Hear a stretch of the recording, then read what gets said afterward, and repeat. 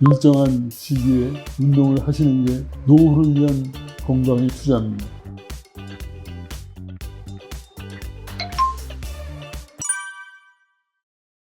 이름은 박춘근입니다. 1984년부터 약 30년 동안 대학 교수 교직에 있다가 은퇴를 한 후 집에서 요양하고 있는 상태이며 가톨릭 의대 신경외과 명예교수입니다.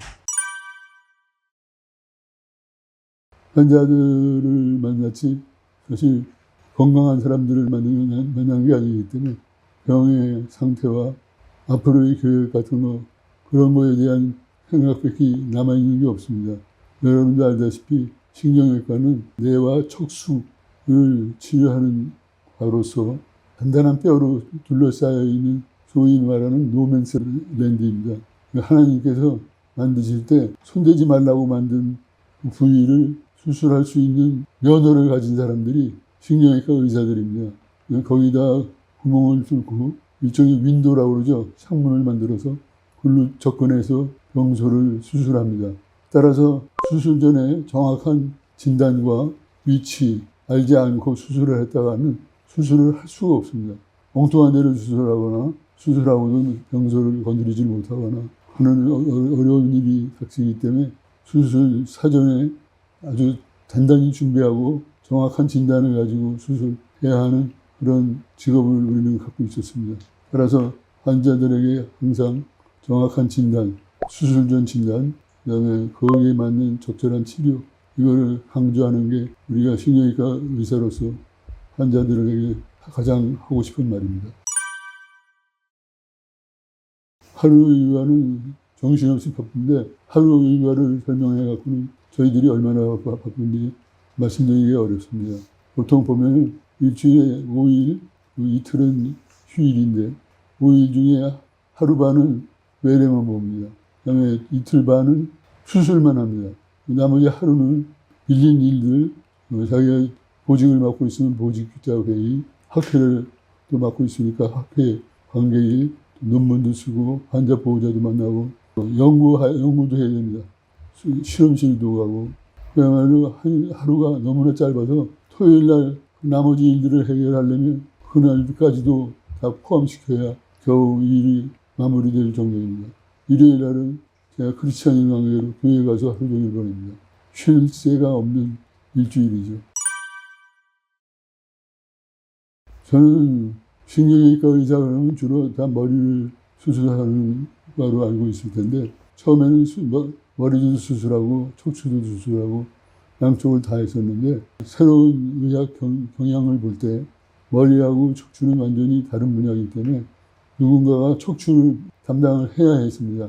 그래서 제가 우리 가톨릭 의대에서는 척추만을 담당하는 부서를 만들자라는 생각하에 척추를 시작했고 이제는 척추센터가 병원마다 있고 옛날에는 척추를 수술하는 신경외과 의사가 따로 없었습니다. 그냥 머리하고 척추 한꺼번에 하고 그러다 보니까 전문성이 떨어졌는데 이제는 척추만 수술하는 의사들이 각 병원마다 2명 내지 3명씩 있어서 이제는 척추만을 전문으로 하는 신경외과 의사가 생겨서 그렇게 시작되는 계기를 제가 만들었다고 하겠죠.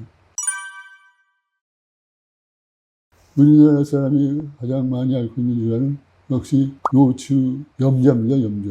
허리 삐는 거. 삐끗해서 아픈 거. 그게 제일 많고 그 다음에 들려고 그러면 아마 디스크가 되겠죠. 진단 전에 추정은 했습니다. 뭔가 파킨슨의 가능성이 있다. 근데 의도적으로 아닌 쪽을 찾기 시작했고 일종의 편협함과 어떻게 보면 좋은 마음 때문에 치료가 좀 늦어지기도 했고 나로서는 인정하기가 매우 어려웠습니다. 외과 의사로서 파킨슨 병은 사형 선고나 다름이 없습니다. 운동성 질환이거든요. 우리의 움직임은 모두가 다 근육의 운동에 의해서 이루어지는 거지 어느 하나도 운동에 의해서 이루어지지 않는 행위는 없습니다. 행위, 어떤 수술도 행위고 환자를 시술하는 것도 행위입니다. 그 행위를 할 수 없는데 어떻게 외과 의사라고 하겠습니까?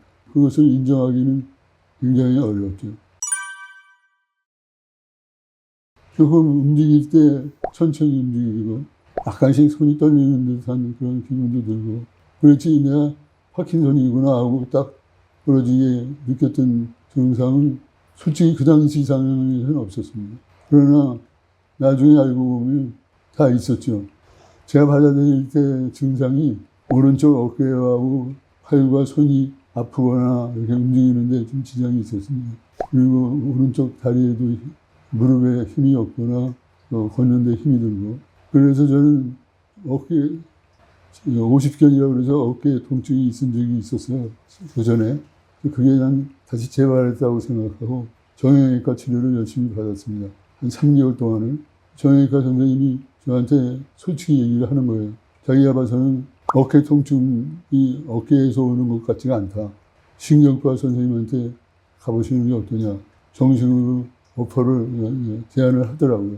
그래서 그 말을 듣고 신경과 이모 교수를 찾아갔더니 그분도 나의 어떤 임상적인 소견을 보는 것보다 더 확신 있게 진단을 내리려고 그랬는지 진단률이 95%에 가까운 PET라는 검사가 있습니다. PET, CT를 찍을 걸 권했습니다.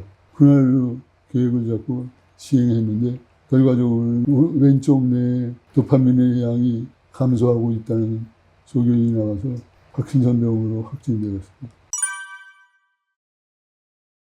집에 전화해서 집사람한테 얘기했죠. 대답이 없더라고요. 너무나도 갑작스러운 얘기니까 식구들한테 얘기하고 그다음에 제 바로 밑에 있는 조 교수가 있었습니다. 유경식 교수라고 저의 일대 펠로우인데 교수직으로 제 밑에서 도와주고 있었는데 유경식 교수한테도 얘기하고 병원장한테도 그 다음날 보고를 했습니다. 있는 그대로. 다들 놀랄 뿐이죠. 뭐. 이제 그리고 앞으로 대책을 의논했습니다. 앞으로 어떻게 해야 할지. 이제 펫CT를 그러니까 아마 이 교수가 나한테 펫CT를 보냈던 것 같아요. 더 이상 말이 없고요. 확정적으로 나왔는데 더 이상 할 말이 없더라고요. 나도 그래서 여러분들한테 원하는 거는 파킨슨이 의심될 때는 펫CT를 하십시오. 빼도 박도 못하게 자기 자신이. 그래야 그 다음 길이 평탄해집니다. 가장 걱정되는 건 몰려오는 환자죠. 그 당시 수술을 보통 하루 종일 하면 많을 땐 10개까지도 하고 한날이면 3개 정도까지 하는데 수술 환자들이 몇 달이 밀려 있거든요. 그 환자들을 하려면 얼마나 많은 시간이 필요하고 또 계속해서 몰려오는 환자들을 해결해 줘야 되는데 이제 저는 곧 수술을 직접 집도하기가 어려워질 때가 오고 아닙니까? 그러니까 저로서는 보통 심각한 문제가 아니죠. 그렇다고 제가 파킨슨병 걸렸다고 신문에 낼 수도 없는 거고 그건 제 개인 사생활이니까. 그때의 심정은 어떻게 한마디 내지는 몇 가지 예를 들어서 설명하기에는 너무나 엄청난 사건이었습니다. 파킨슨병은 파킨슨이 몸에 만들어지는 일종의 전달 물질인데 어떤 역할을 하냐면 우리가 운동을 할 때 운동 외의 정보를 받아서 그거를 병합해 갖고 결론이 나면 그게 행동으로 옮겨지는 거 아니에요? 그러니까 운동 외의 정보를 병합해서 조절하는 능력을 가진 게 도파민이에요. 그러니까 너무나도 중요한 도파민인데 이거를 분비하는 세포가 퇴행성을 맞이해서 차차차차 죽어서 감소하는 병입니다. 전혀. 근데 운동이 분비가 떨어지는 세포를 촉진해서 도파민 분비를 촉진할 수 있다는 보고가 나와 있긴 해요. 도움은 되는데 죽은 놈을 살릴 수는 없죠. 죽을 놈을 살릴 수도 없고. 전구 증상, 보통 때 이제 일반적으로 생기는 증상이 운동성 증상, 비운동성 증상 이렇게 크게 세 가지로 나누는데 전구 증상하고 비운동 증상은 거의 동일합니다. 근데 이제 비운동성 증상 중에서 전구 증상이라는 거는 운동성 증상이 나타나기 이전부터 나타나는 증상이에요. 전구 증상에는 변비, 소변장애, 수면장애, 우울증, 피로감, 낮잠을 많이 자는 것 이런 것들이 있습니다. 그리고 이제 운동성 장애는 우리가 보통 4대 증상이라고 그러죠. 처음에 진전은 손떨림뿐이 아니고 혀떨림, 입떨림, 손떨림, 발목 떨림, 발떨림, 어디든지 떨림이 생깁니다. 그리고 그 손떨림의 특징은 휴지기, 가만히 있을 때 떠는데 그 김밥을 마는 것처럼 떤다고 그렇게 표현을 하죠. 그 다음에 근육 강직, 또 그에 따른 서행 운동을 하되 굉장히 느려지고 아니면 운동성이 떨어져서 없어지고 마지막으로 자세 불안전증 이렇게 네 가지가 가장 특징적인 것이고 그 밖에도 여러 가지 임상 소견이 나오는데 이건 차차 말씀드리겠습니다. 전구 증상으로는 변비. 요즘 식사하시는 분들한테는 죄송하지만 변비가 일주일 동안에도 안 나오는 수가 있어요. 그러면 무슨 일이 일어나냐면 변이 완전히 막히는 거예요. 배가 아프고 실제로는 장을 움직이려고 그러는데 변이 안 나오니까 그것처럼 괴로운 일이 없어요. 나중에는 글러브를 끼고 손으로 파내야 돼요. 그런 일이 한 진단받기 전에도 2번 정도 있었어요. 그것도 우리나라에서 있던 게 아니고 중국의 학회에 가서 발표하러 갔는데 그런 일이 있어서 아주 엄청나게 고생했죠. 변비가 이 사람의 인간의 삶의 질을 얼마나 망가뜨리는지 몰라요. 그 다음에 병이 시작된 이후에 저를 괴롭힌 거는 역시 변비, 소변장애, 우울증 이런 것들이 저를 많이 괴롭혔어요. 여러분들 소변장애라 그러면 절박뇨 그래서 절박하게 나오려고 그러는 거죠. 정신이 없습니다. 그거 하면. 일을 하다가 일을 진행을 못해요. 화장실에 빨리 뛰어가야 되고. 두 번째는 저절로 나오는 거예요. 그냥. 참고 있는데도 흘러나와요. 세 번째는 빈뇨라고 그래서 밤중에 자다 깨다. 여러분들 잠잘 때 한두 번 깨는 것도 힘든데 오줌이 차기만 하면 깨는 거예요. 그러니까 처음에는 그런데 먹는 약들이 저도 의사니까 약을 아니까 이 약 저 약을 쓰기 시작했는데 전혀 조절이 안 돼요. 그러니까 제가 병원을 은퇴한 후에 개업가의 명예원장으로 있었는데 명예원장실이 화장실에서 한 10m 정도 떨어져 있어요. 그 10m가 1km보다도 더 먼 것 같아요. 화장실에 참고 가는데. 그러다가 역시 옷에다가 절이기도 하고 그래서 세탁소에 세탁을 한두 번 맡긴 게 아니고 그게 무슨 쫙 젖은 게 아니라 그 안에 보면 노랗게 변색이 돼 있어요. 그런 참 어떻게 하면 지질이한 생활을 할 수밖에 없는 그런 상황이죠. 그래서 사실은 비뇨의학과를 가야 되는데 그때만 해도 저는 이제 은퇴하는 의사니까 한참 나이 먹은 때고 비뇨의학과 선생님들은 제가 가르치던 제자나 한참 떨어지는 후배들인데 제가 그때 무슨 70, 80 먹은 것도 아니고 한갑 넘은 지 얼마 되지도 않은 사람이 그런 증상을 가지고 살아간다는 게 너무 쑥스럽고 얼굴이 보기가 어려워서 어떻게든지 내 스스로 처리를 하려고 그러다 한 1년을 생고생을 했죠. 제가 비뇨의학과에 갔더니 몇 가지 약을 가지고 약을 순서를 바꿔보고 양을 바꾸면서 조절을 하니까 한 3개월 만에 그 증상이 완전히 없어졌어요. 그걸 참고 지냈으니 얼마나 답답한 일입니까. 소변대변 변 문제가 그렇게 사람을 괴롭히는다는 것을 파킨슨이 걸린 다음에 깨달았습니다. 전반적인 조절 상태를 해결해 주니까 그거는 어떻게 말로 표현할 수 없어요. 굉장히 몸이 불편해요. 그냥 불편해요. 걷는데도 착착착 걸을 수 없고. 그 다음에 제가 운동 증상 중에 운동 동결 증상이라는 게 있는데 운동 증상 중에 우리가 길을 걷다가 갑자기 길이 좁아지거나 기울어지거나 아니면 돌이 튀어나와서 돌을 밟고 건너야 할 때 이럴 때 디시전을 못 내리는 거예요. 결정을 못 해요. 발을 어디다 띄고 어디에 해갖고 이걸 안 넘어지고 갈 수 있느냐. 그걸 생각하다가 그냥 몸이 얼어버려요. 온몸이 굳어지기 시작해요. 그러면 다리에다가 힘을 꽉 주고 굳어지니까 다리에 통증이 와요. 서 있을 수가 없어. 주저앉아요. 그러니까 그때는 옆에 사람들이 빨리 와서 잡아줘야 돼요. 휠체어에 옮겨주든가. 그런 증상들. 뭐 웨어러프라 그래서 그건 그 증상은 완전히 손가락도 까딱을 못해요. 대부분은 약이 효과가 소진돼버린 거죠. 이게 소진이라고 그러는데 소진이 돼버려서 전혀 약의 작용이 없는 거. 그와 같이 운동하고 관련된 증상은 약으로 많이 좋아져요. 이제 문제는 비운동성 증상들은 그거에 걸맞는 치료를 꼭 받아야 돼요. 약의 부작용은 나이 드신 분들은 흔히들 하는 얘기지만 양약에는 부작용이 다 있어요.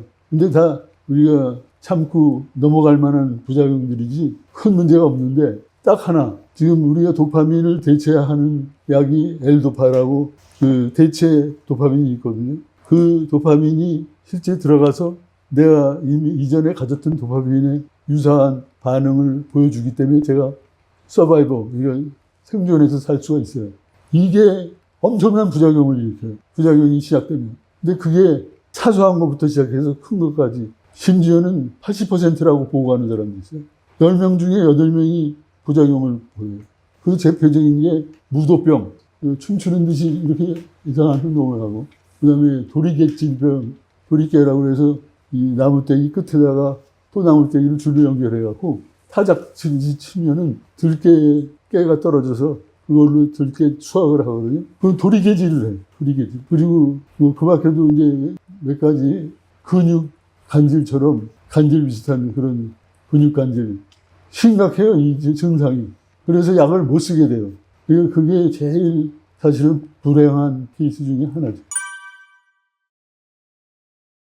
그러니까 저도 그거에 놀랐어요. 왜냐면 병이 안 낫는데 어떻게 이게 고쳐질 수가 있느냐 이거죠. 그러니까 그게 운동성 질환 아닙니까? 파킨슨은. 근데 지금 비운동성에서 나를 괴롭히는 거거든요. 그러니까 결정적인 잘못이 있는 게 아니라 뭔가 서로의 연계 관계에서 뭔가 깨지는 것 같아요. 그거를 교정해주면 회복될 가능성이 있는 거죠. 그래서 제가 1개, 2개 이렇게 해결이 되면서 더욱더 증상 치료로 삶의 질이 개선될 수 있는데 이거를 불치라고 그냥 놔두고 온통 괴로움을 다당하면서 살아가는 그런 어리석은 사람들이 있겠구나 하는 그런 확신을 갖게 된 겁니다. 운동성은 운동을 열심히 하면 개선이 돼요. 그건 확실히 됩니다. 운동성 중에 제일 어려운 게 변형이에요, 변형. 척추 변형, 수부, 족부, 여러 가지 변형이 많이 생겨요. 근데 제일 보기 흉한 게 척추 변형이에요. 제가 척추 변형이 얼마나 심했었는지는 그 당시 어깨가 구부러지고, 머리가 땅으로 떨어지고, 옆으로 왼쪽으로 구부러지고, 이 상태에서 사람을 만나면 얼굴을 쳐다볼 수가 없어요. 내가 보고 싶어도 이 머리가 안 돌아가서. 발을 보면서 인사했어요. 안녕하세요. 하고 그냥 얼굴 턱까지 정도까지 안 보이는 정도로. 아무리 파킨슨 병 약을 먹으면서 몸의 괴로움이나 힘든 거를 이겨나간다고 해도 그런 변형이 있는데 그걸 누가 좋아졌다고 얘기하겠어요. 그러니까 저를 치료하는 의사들이 그거를 없애려고 보통 노력하는 게 아니야. 근데도 좋아지질 않아요. 주로 어떤 걸 노력을 하냐면 보톡스를 목 근육에다 놔요. 그래서 그게 좀 풀어지라고. 이게 막 땡겨져서 이러는 거니까 전혀 도움이 안 돼요. 보톡스를 제가 한 7번을 수십 대를 맞았어요. 한 번에 최대 용량까지. 근육마다 다 나온 거예요. 그걸 맨살에다 놨으니 얼마나 아팠겠어요.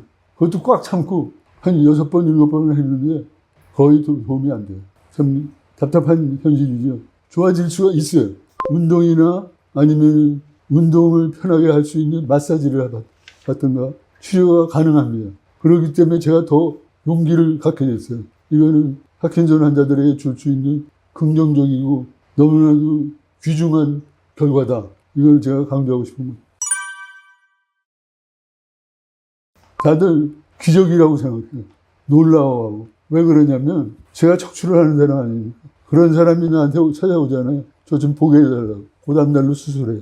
데리고 들어가서 머리를 세우고 머리가 다시 구부러지지 않게 나사를 박아서 철심을 넣고 그 다음에 머리 삐뚤어진 거 다 교정하고 그걸 전부 앞뒤로 수술해요. 앞뒤로. 근데 이 목뼈가 휘어서 그게 돌아간 게 아니거든요. 근데 뼈를 다 교정을 해놓으니까 뼈까지 다 망가진 거예요. 이제 한 번 수술이 조금만 삐딱하면은 환자가 더 나빠져요. 아니면 그대로 재발하든가. 그걸 저는 잘 알고 있어요. 근데 문제는 교과서에도 그거는 수술하지 말라라든가 해봐야 소용없다든가 아니면 수술 전에 물리치료를 해보고 좋아지면 안 해도 된다. 이런 말 한마디가 안 써 있어요. 얼마나 의사들을 잘못 이끌고 있는지 교과서에 문제가 있는 거죠. 근데 저는 사실은 이미 마음에 거의 결정을 했어요. 다들 나한테 손을 대도 해결이 안 되니까 수술을 해야 되겠구나. 근데 저는 전국에 있는 대학교나 웬만한 큰 병원에 척추외과를 하는 신경외과, 정형외과 의사들한테 다 알려져 있는 사람이에요. 다들 그 사람들의 거의 선배 내지는 스승급이고 누구한테 수술 부탁해야 될지 외국을 나가야 될지 걱정이 한두 개가 아니라 왜냐하면 나한테도 문제지만 내 문제를 떠맡은 사람은 얼마나 부담스럽고 억울하겠어요. 왜 내가 이걸 다 뒤집어 쓰나. 틀림없이 성공 못할 확률이 반 이상인데 나로서도 큰 부담인 거예요. 그래서 결정을 못 하겠더라고. 누구한테 부탁을 할지. 내가 잘 아는 정형외과 선생님 지금 삼성병원에서 은퇴하고 부산의 모 병원에서 일하시는 이모 교수가 있어요. 이모 교수한테 내가 지난번에 이 책 나왔을 때 잠깐 모임이 있어서 이제 모임에서 얘기를 하면서 제 증상을 얘기를 했거든요. 끝나고 난 다음에 내가 이 교수한테 수술을 부탁했으면 얼마나 부담스럽겠어. 그랬더니 아유, 부담이 보통 되는 게 아니죠. 그러니까 누구한테도 부탁하기가 어렵더라고. 그래서 우선은 물리치료를 하면서 좀 경과를 보자. 재활의학과 선생님하고 그렇게 합의가 됐어요. 3개월째에 제가 교회를 찾아간, 그때도 교회도 다녔거든요. 교회 사람들이 날 만났는데 다들 좋아졌다고 그래요. 뭐가 좋아졌는지 저는 잘 모르겠더라고. 근데 이게 목이 펴지고 왼쪽으로 완전히 돌아갔던 목이 조금씩 돌아오기 시작하는 거예요. 근데 일주일에 한 번씩 보니까 그 변화를 이 사람들은 확실히 깨닫는 거예요. 결국은 이렇게 된 거예요. 믿을 사람이 없어서 했어요. 믿을 사람이 없어서. 그러니까 정말 내가 크리스찬이라 하는 말이 아니라 하늘이 그 길로 몰고 간 거예요. 그래서 우리한테 우리가 모르는 사실을 알도록 해주신 것 같아요. 그렇지 않고서야 이게 어떻게 이런 일이 퍼즐 조각들이 만나서 완벽한 그림이 되듯이 이렇게 이루어질 수가 없어요. 이거는 인간의 짧은 생각으로는 도저히 이루어질 수 없는 일이에요. 저는 환자라 그런 게 아니고 실제로 많은 서적들이나 연구 결과를 종합할 때 가족들이 보내는 경우라는 건 특별한 경우 외에는 가족들이 케어하는 게 옳다고 봅니다. 왜 그러냐면 파킨슨 병의 증상 중에 제일 많이 오는 것이 우울증이에요.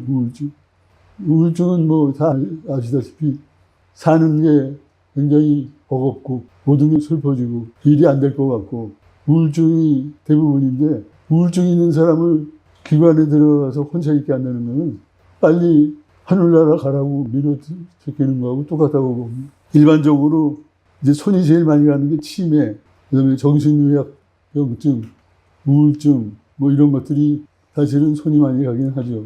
그러나 파킨슨 병에 나타나는 증상들은 비교적 정신의학 중에도 경미한 겁니다.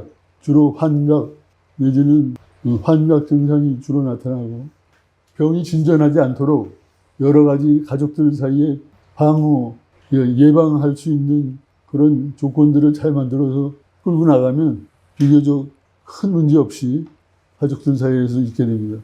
그래서 우리나라에서는 요양원하고 요양병원을 잘 구분해서 쓰지를 못하고 있는데 요양원은 증상이 이제 고착이 돼서 더 이상 증상이 없이 이제는 거의 끝나가는 무렵에 있는 사람들을 치료하는 것이 요양원이고 요양병원은 치료받을 곳이 있어서 치료를 받으면서 요양을 해야 되는 사람들이 가는 곳이 요양병원입니다.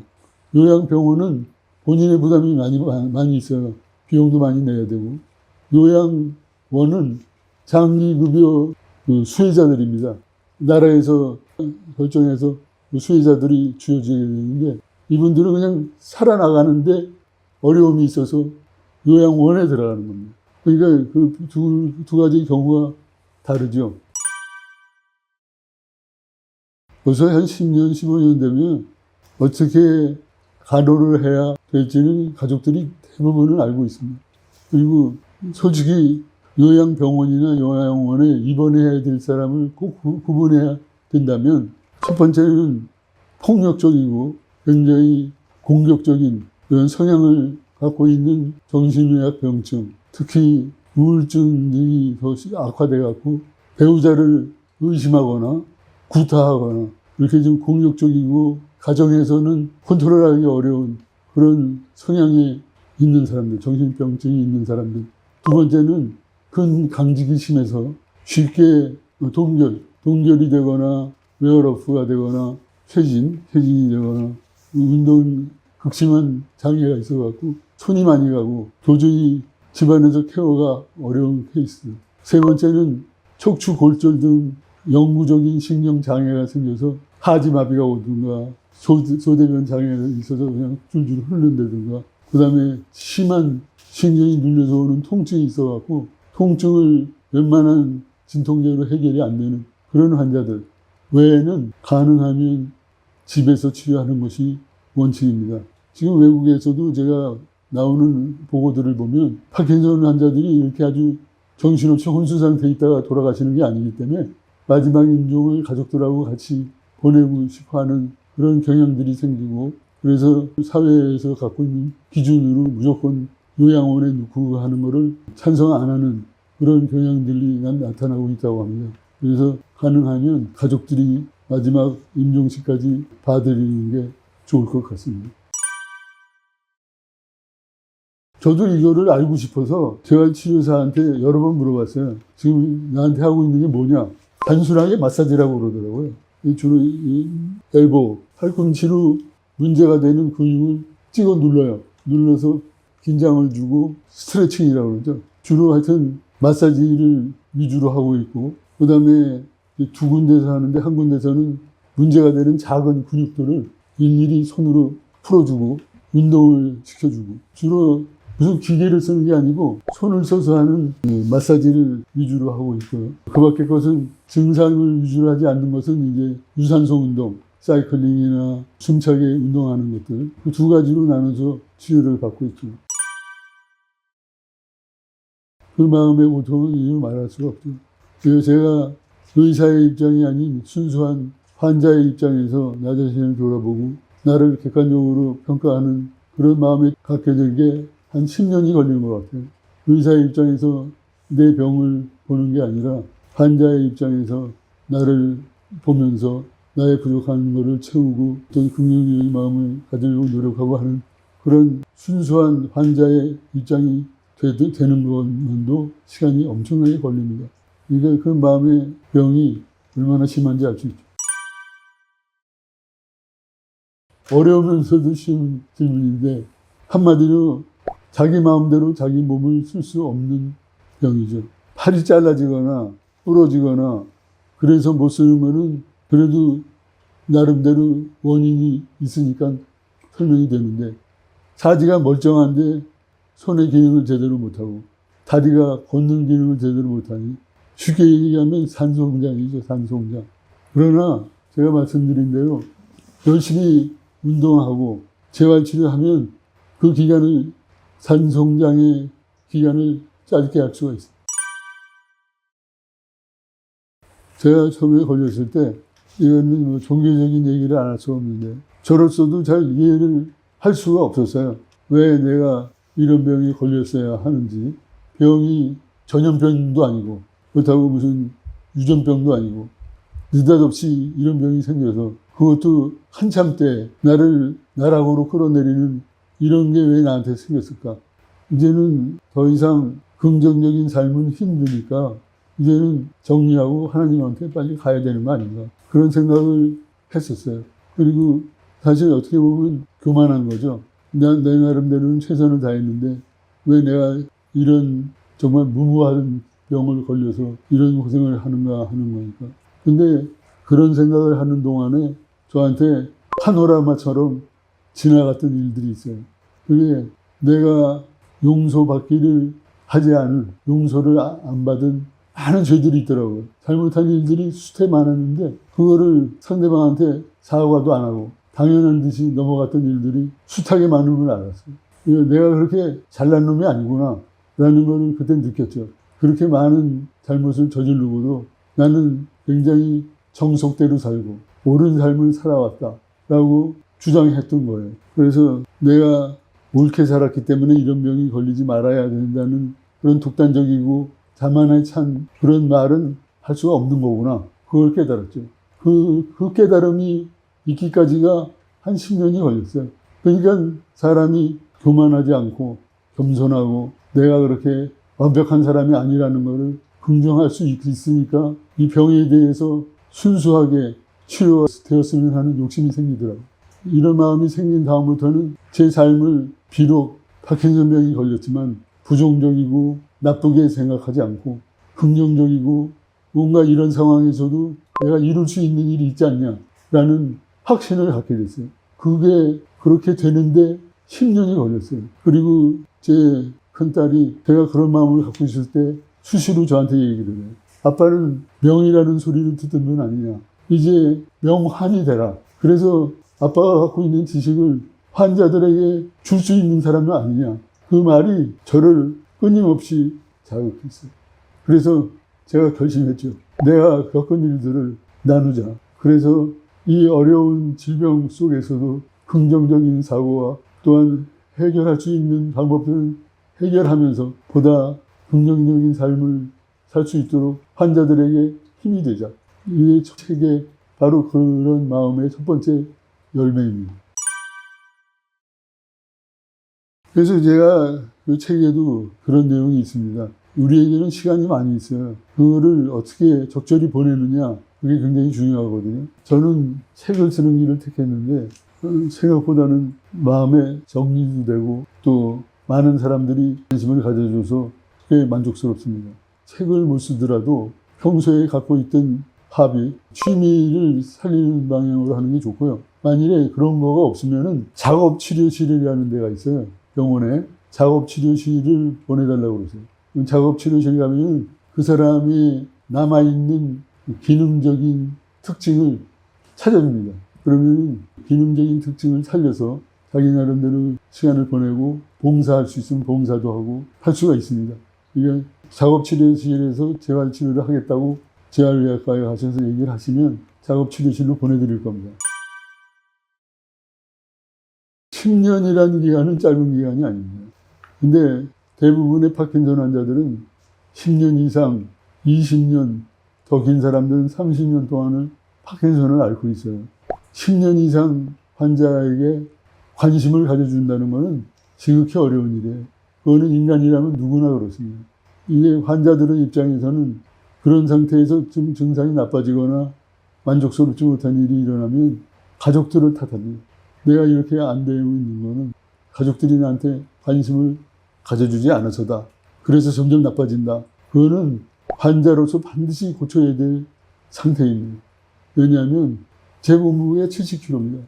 지금은 70kg지만 제가 보통 때는 75kg에서 80kg까지 갔거든요. 제가 한번 넘어지면 우리 집사람이 나보다 2배, 3배 힘을 써서 나를 일으켜야 됩니다. 지금 집사람이 몸이 성한 데가 없어요. 저를 10년 동안 돌봐주느라고. 이제는 제가 조심하는 이유가 내가 어디 다칠까봐가 아니라 우리 집사람이 나를 들어 올리기가 어려워서 또 몸이 망가질까봐 걱정이 돼서 제 몸을 살립니다. 제일 중요한 것은 환자예요. 환자가 가족들의 고통과 아픈 마음을 이해하지 못하면 그거는 환자와 가족 간의 괴리가 생기고 유난히 스트레스에 약한 파킨슨 환자들은 점점 더 악화될 뿐입니다. 무슨 수를 쓰든지 환자분이 마음의 문을 열어야 돼요.